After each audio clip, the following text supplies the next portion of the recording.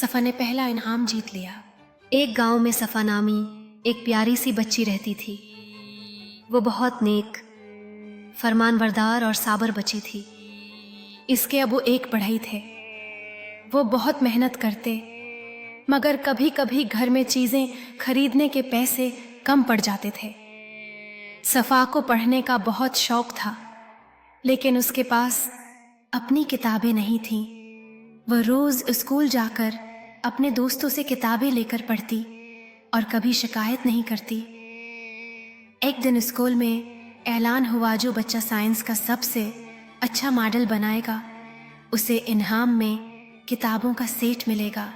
سبق جو بچے صبر کرتے ہیں اور ہمت نہیں ہارتے، کامیابی ان کے قدم چومتی ہے۔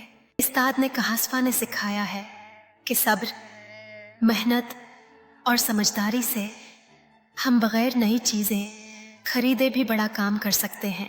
صفا بہت خوش ہوئی، مگر وہ پریشان بھی تھی کیونکہ اس کے پاس نیا سامان خریدنے کے پیسے نہیں تھے۔ پھر بھی اس نے ہار نہیں مانی۔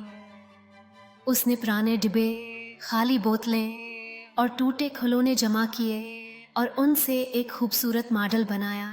جب ماڈل اسکول میں لے کر گئی تو کچھ بچوں نے اس کا مذاق اڑایا۔ انہوں نے کہا یہ کیا پرانے کچرے سے بنایا ہے؟ صفا نے خاموشی سے مسکرا کر صبر کیا۔ اس نے کسی کو کچھ نہیں کہا۔ پھر جب انعام کا اعلان ہوا، سب حیران رہ گئے۔